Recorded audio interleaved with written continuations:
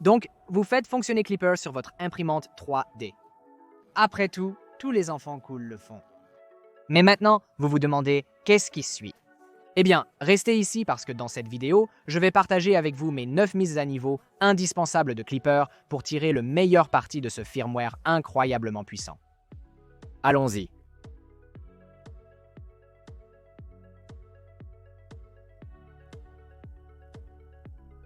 De nos jours, de plus en plus d'imprimantes fonctionnent avec Clipper. Même directement sorties de la boîte et même au niveau le plus élémentaire, les raisons sont vraiment claires. Tout d'abord, Clipper est nativement compatible avec le web, ce qui signifie que vous pouvez gérer votre imprimante depuis l'ordinateur d'une manière qui aurait auparavant nécessité l'installation d'Octoprint tiers.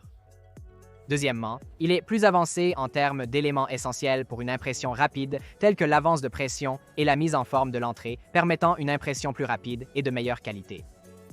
Beaucoup de gens, dont moi, trouvent que la base de code simplifiée et plus propre fonctionne plus rapidement et plus légèrement qu'Octoprint. Et pourtant, l'une des choses qui maintiennent la loyauté des gens envers Octoprint est l'écosystème de plugins et le répertoire incroyablement mature, qui offre des centaines de plugins qui ajoutent une fonctionnalité incroyable pour faire à peu près tout ce que vous pourriez vouloir. Heureusement, Clipper a parcouru un long chemin en très peu de temps, et comme vous êtes sur le point de le voir, vous pouvez utiliser quelques mises à niveau faciles à installer pour récupérer la plupart, sinon la totalité, de cette fonctionnalité impressionnante. Pour être honnête, je réalise cette vidéo autant pour moi que pour vous tous, car avec de plus en plus d'imprimantes que je dois examiner sur la chaîne et qui sont livrées avec Clipper, j'avais vraiment besoin de rédiger une liste de contrôles simple à suivre de tous les plugins que j'aime installer sur chaque imprimante que je vais réellement garder. Je vais donc les mettre dans la vidéo dans l'ordre exact dans lequel vous devez les installer, car certains des derniers dépendront de l'installation des premiers. Mais vous pouvez toujours utiliser les chapitres ci-dessous pour sauter si quelque chose ne vous intéresse pas ou si vous avez déjà quelque chose d'installé. D'emblée, parlons de KIAUH, ou l'assistant d'installation et de mise à jour de Clipper. Comme le nom l'indique, il s'agit d'un utilitaire simple qui vous permet d'installer rapidement des mises à jour et des améliorations directement via l'interface de ligne de commande. Pour l'installer, vous devez simplement vous connecter en Secure Shell à votre imprimante à l'aide d'une interface de ligne de commande et exécuter 2 commandes simples, suivies d'une troisième pour le lancer réellement. Le lien vers les instructions sera dans la description. C'est vraiment simple. Vous pouvez mettre la vidéo en pause et exécuter les commandes en les tapant à partir de l'écran. Avec ce plugin installé, nous sommes maintenant prêts à installer de nombreux outils et plugins différents qu'il permet, tels que... Je sais. Celui-ci n'est pas vraiment une mise à niveau, mais plutôt un changement de l'interface web préférée, donc passez-le si vous le souhaitez. Mais personnellement, je préfère l'apparence et la sensation de Mainsail pour beaucoup de raisons que je n'aborderai pas dans cette vidéo. En même temps, j'ai remarqué que presque toutes les imprimantes natives Clipper que j'ai examinées viennent en fait avec son alternative, Fluid. Car grâce à KIAUH,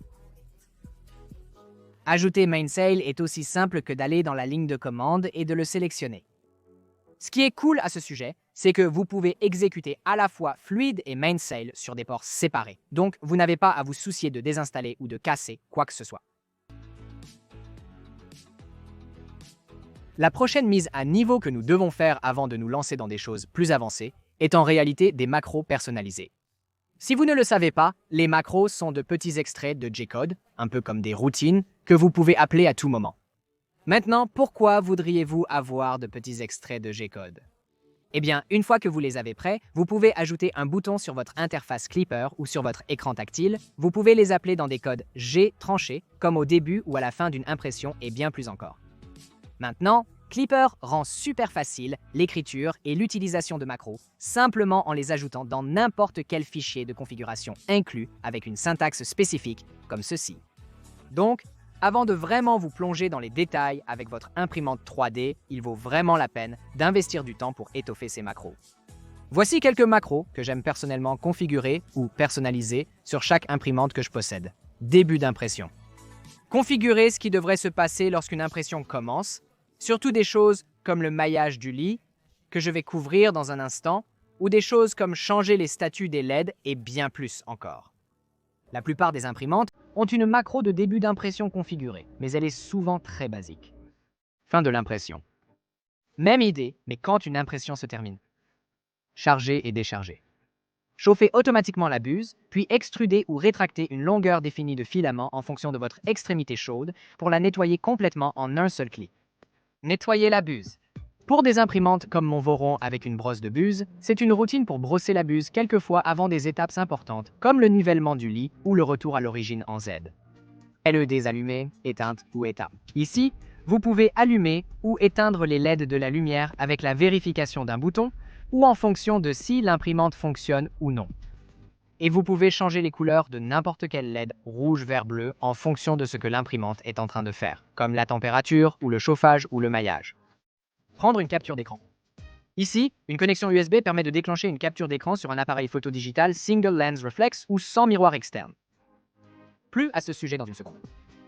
Maintenant, ce ne sont que quelques-unes des macros que je trouve utiles, mais le ciel est vraiment la limite et vous pouvez certainement vous lâcher en créant toutes sortes de macros personnalisés cool pour vos besoins.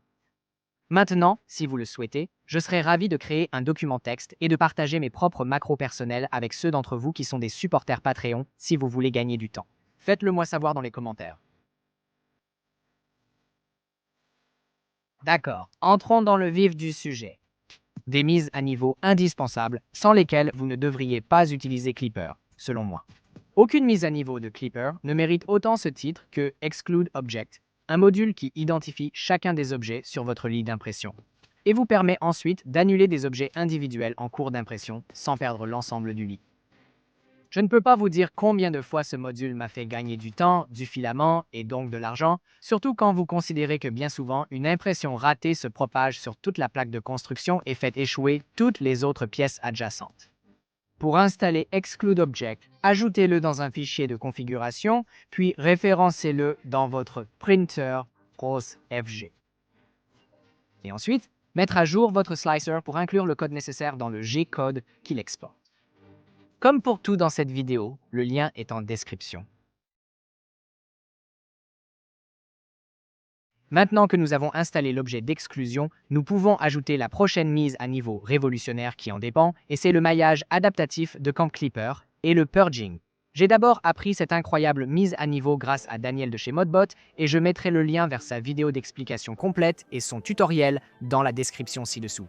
En gros, le camp permet à votre imprimante de faire un maillage de lit plus détaillé et concentré, et de purger uniquement dans les zones qui seront réellement utilisées pendant cette impression.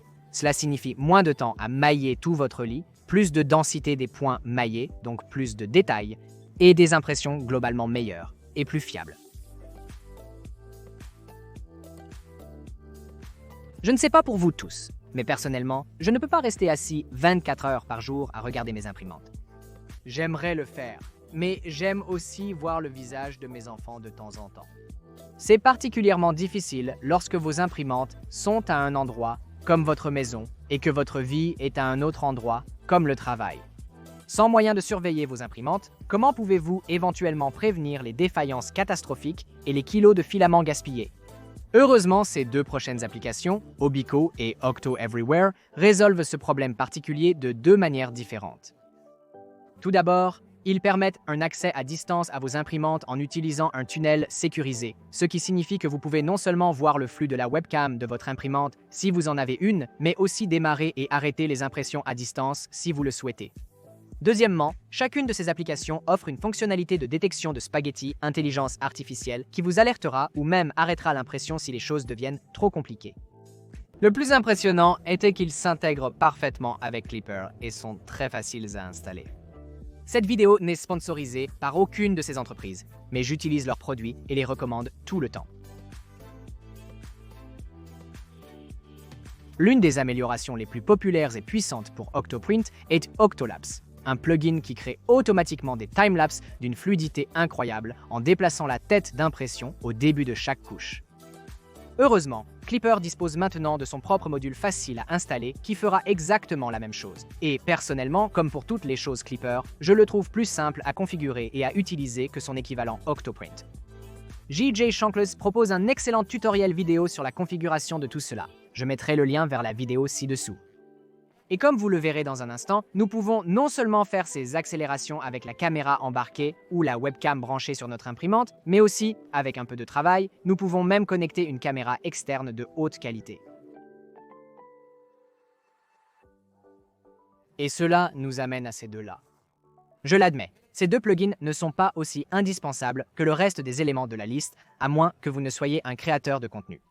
Mais pour des accélérations de qualité comme celle-ci, ils le sont assurément. Le premier est GPhoto 2. C'est en fait un morceau de code pour les Raspberry Pi et pour des cartes similaires qui leur permet de communiquer via USB avec votre véritable appareil photo, comme votre Digital Single Lens Reflex ou autre, vous permettant de déclencher des instantanés. Celui-ci est un peu délicat à installer et je suis généralement ce tutoriel vidéo d'un autre YouTuber littéralement à chaque fois que j'ai besoin de l'installer, car il y a beaucoup d'étapes différentes et de choses que vous devez vérifier et configurer. Si votre appareil photo est compatible et que vous persistez, vous finirez par pouvoir déclencher un instantané à partir d'une commande shell. À partir de là, vous devez installer la commande shell G-code, qui crée un moyen pour vous de déclencher cette commande shell. En utilisant le G-code, vous l'avez deviné. Grâce à KIAUH, c'est vraiment simple à faire. Vous avez ensuite plusieurs options. Vous pouvez ajouter ce G-code à votre code de couche suivante dans votre trancheur, et c'est terminé. Ou si vous voulez créer des timelapses plus soyeux avec un outil de stationnement, vous voudrez installer le module de timelapse dont nous avons discuté plus tôt, et ensuite vous appuyez dessus en insérant simplement le G-code de snapshot approprié à côté de ses propres instructions. Je fais cela en le mettant juste ici. Je dois avouer que j'ai souvent des difficultés à configurer ces deux modules, même après l'avoir fait à plusieurs reprises. Alors peut-être que je vais simplement demander à mon assistante Leslie de prendre la superbe vidéo que j'ai liée dans la description, et peut-être qu'elle peut la fusionner en un tutoriel facile à suivre que vous et moi-même pouvons utiliser. Si nous en avons le temps, nous le mettrons sur notre site web en développement, thenextlayer.com. Si vous parvenez à le faire fonctionner, cependant, j'adorerais que vous partagiez certaines de ces magnifiques accélérations dans le canal des accélérations sur notre serveur Discord, dont le lien est encore une fois dans la description ci-dessous.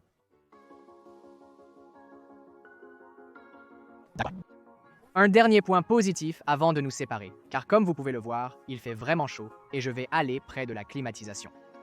Et le dernier est l'écran Clipper. Je sais que vous m'avez déjà traité de gâté parce que j'insiste pour mettre des écrans tactiles sur absolument toutes mes imprimantes, mais que puis-je dire? Je suis paresseux et je n'aime vraiment pas faire beaucoup de clics pour obtenir ce que je veux. L'écran Clipper nous permet de contrôler toute notre imprimante, même de lancer des impressions directement à partir d'un écran tactile facile à suivre et à utiliser. L'interface standard de votre imprimante vous permet de charger et décharger du filament, entre autres tâches de base.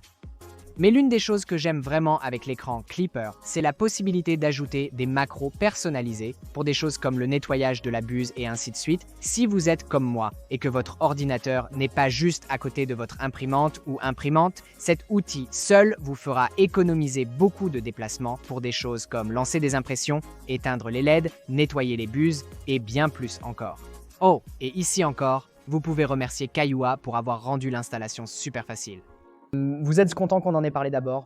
Enfin, si vous n'êtes pas sûr de l'écran qui vous convient lorsque vous ajoutez l'écran Clipper à votre configuration, je fournirai un lien dans la description ci-dessous vers Bigtree Tech, qui propose une variété d'écrans de toute taille et forme pour chaque imprimante. Et j'ai vraiment apprécié le mien sur mon Voron 2.4.